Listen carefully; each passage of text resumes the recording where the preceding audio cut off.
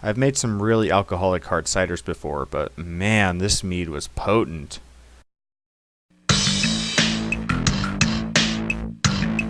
greensandmachines.com.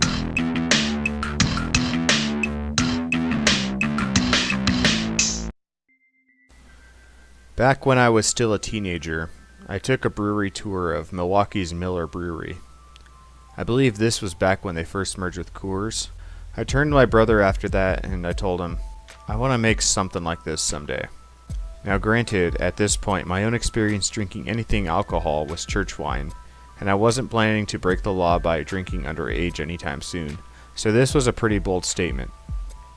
Let's fast forward to college. I had just turned 21 before my third year started, so I was just beginning to taste and sample all the wonderful alcoholic beverages available to me at the time. I spent that winter trying all sorts of moderately priced craft beers and some $2 chucks here and there. The first batch of anything alcoholic beverage related that I made was using some grape juice concentrate that I bought when I was visiting my parents for the holidays. There was enough time for me to actually ferment something in the 3 weeks of my break, so I wanted to grind out some wine before I went back to school. I was actually surprised at how ambitious I was at the time, as I made a full 5 gallons of wine from that juice. The wine did come out pretty good for using that bread yeast, at least in my opinion. I had bottled that off and brought some back to school to share and drink for myself. I did abandon my homebrewing equipment that I bought to use at my parents' house, but believe it or not, they still use that original fermenting bucket today. My parents still use that bucket as a recycling bin, and I think they're actually proud of it. Moving ahead, I wanted to move to bigger and better brewing back at school. My roommate at the time was, as I would describe, a fairly seasoned drinker. He really liked the idea of us making our own beer in the apartment. He kept looking at me every time I wanted to make wine or cider and say, "Hey, when are we going to do beer?" And eventually we got through to that, and the rest is history on the greensandmachines.com website. Now, one of the original plans before we got into beer, I wanted to make some mead as one of my first batches of alcohol. My roommate and I had never had mead before, but we wanted to make some so we could feel like Vikings after a conquest. Being broke college students at the time, we were completely turned off to the idea of buying ingredients such as honey, as that was very expensive. For the classic recipe I dug up, Joe's Ancient Orange Mead, we needed 3.5 pounds of honey. The local stuff at the farmer's market was like $5 a pound, so we'd be above $30 for a 1-gallon batch. It was a bit more economical to put that money towards a 5-gallon batch of beer, which was considerably less expensive. Moving ahead in life 2 years, after graduating college, I was no longer a poor student. I had an income. It was actually time to make that mead. Now, by the grace of my parents, they had gifted me a Costco membership, and I continued to renew it year after year. I was able to go there one time and pick up their cheapest honey to put to use on my batch of Joe's Ancient Orange Mead. I followed that recipe down to using the best bread yeast I had available. Now, once I had mixed that together, I was legit shocked to see how high the starting gravity was. It was 1.125. To this day, I have never had a homebrewing creation go above a specific gravity of 1.100. Had this had fermented all the way to dryness, it would be nearly 17% alcohol by volume. It took 2 months for that batch of mead to ferment. Now, the recipe called for it to go all the way down to 1.030, which is pretty sweet as it is, but mine only made it down to 1.054, which is just a little less than 10% alcohol by volume. I have a feeling, though, that it continued to ferment in the jars that I put it in. That mead was some really strong stuff. I've made some really alcoholic hard ciders before, but man, this mead was potent. You might not remember drinking it the day you had it, but you'd be reminded of it the following day. It was a hit too.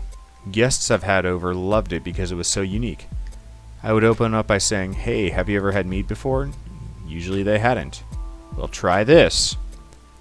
That first batch of mead lingered around my house at the time for a few months. It was brought out as an every so often drink, but not much more than that, and I eventually ran out of it. So with all that first batch gone, I did want to make some more mead because I really liked the flavor of it. I had thought it'd be pretty cool to make some beverage using maple syrup, so that got incorporated into my planning process. I dug up a recipe from the internet which actually used both ingredients. Now this recipe, I'll call this one the Maple Mead, looked really rich. I thought buying honey alone was expensive, now I'm buying maple syrup too. And not only were the ingredients high class, but the instructions called out for some sophisticated methods and an extremely long aging time. You would think that mixing honey and water was straightforward, but let me tell you, this recipe was anything but that. Reading through the guidelines on how maple syrup is graded was a bit confusing. My recipe wanted grade B syrup, and it took eons to actually find that in a store. I found out a bit later that I did end up buying the correct grade of syrup, since the FDA actually reclassified the grades sometime around that year. Grade B turned into something like Grade A dark amber, but who's really going to argue when it's something sweet like maple syrup though? It does make a difference though how like white cane sugar is a lot different from brown sugar. For the honey, I had some of that Costco stuff left over, and in the co-op I was shopping and I found some wildflower honey to make up the difference, which actually cost twice as much as the Costco stuff. But hey, I wanted to support my local beekeepers. The mead was a lot less concentrated than that first batch. For the 2 gallons, it used 4 pounds of honey. The first batch of mead I had, it was 3.5 pounds of honey for 1 gallon of mead.